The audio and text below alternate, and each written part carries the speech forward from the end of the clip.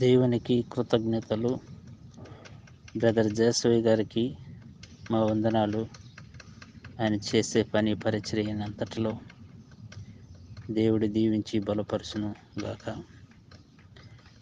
మీ మెసేజ్లు మాకు వస్తున్నాయి అయ్య గారు.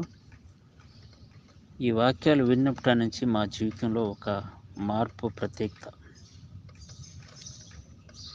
నిజంగా నా చూపు ఎట్లున్నది అంటే, చూస్తుంటే ఎంతసేపు మబ్బులో ఉన్నింది, ఏమి అంత మోసుగా ఉన్నది.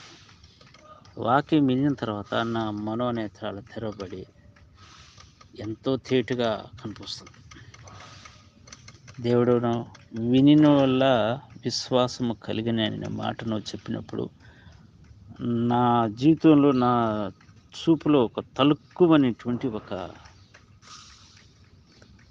చూపు కనపడింది.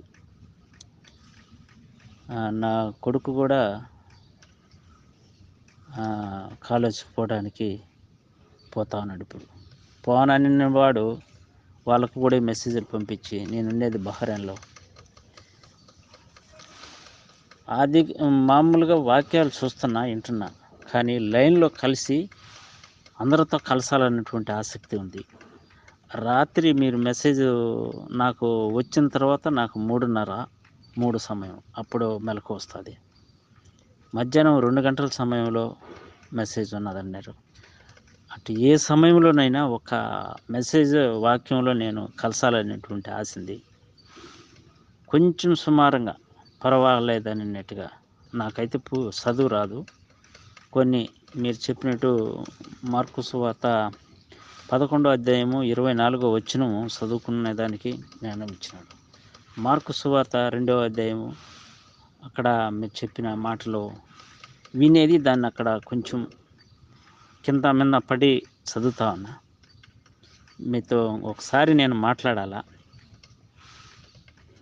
ఈ రోజుకి నేను ఇక్కడ బహ్రెయిన్కి వచ్చి 3వ నెల 23వ తారీఖున నేను డ్యూటీ జాయిన్ అయినా. 3 వెళ్ళిపోయి 4వ నెల వచ్చింది. ముందు 4-5 సంవత్సరాలున్నా తిరిగి మళ్ళా వచ్చిన కొత్తగా. డిసెంబర్ 22వ తారీఖున వచ్చిన, 23 డ్యూటీకి జాయిన్ అయినా. మందిరానికి ఏమో రోజు పోతా, కానీ ఎన్నో తలంపులు, చూపులు సరిలే,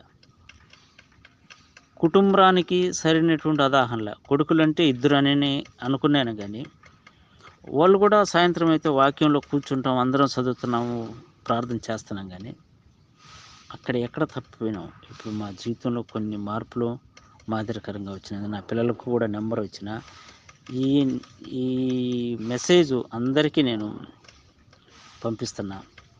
చాలామందికి చెప్పిన దేవుని కృపను బట్టి మీరు కూడా త్వరలో ఒక మందిరాన్ని ప్రారంభిస్తారు. అందుకు మా వంతు ప్రకారం మేము కూడా దేవుని కృపను బట్టి సపోర్ట్ చేస్తాం. వీలైనంత వరకు, సాధ్యమైనంత వరకు నేను సంవత్సరానికి ఇంటికి రావాలన్నా, వచ్చేటప్పటికి హైదరాబాద్లో దిగి మిమ్మల్ని కలుసుకోవాలనేటువంటి ఆలోచన, తలంపులు దేవుడు ప్రేరేపణిస్తున్నాడు. వచ్చితే ఒకసారి మిమ్మల్ని కలుసుకోవాలా. చాలామంది మూర్ఖత్వంలో నుంచి ఎందరో ఇడిపింపబడినారు. వాళ్ళ మనోనేత్రాలు తెరవబడినాయి. వాక్యము స్పష్టమైన మాటలు, అటు వాక్యాన్ని అందించి బలపరిచినటువంటి సేవకుడు జయసూరి గారికి మా హృదయపూర్వకమైనటువంటి వందనాలు. దేవునికి కృతజ్ఞతాస్తుతులు.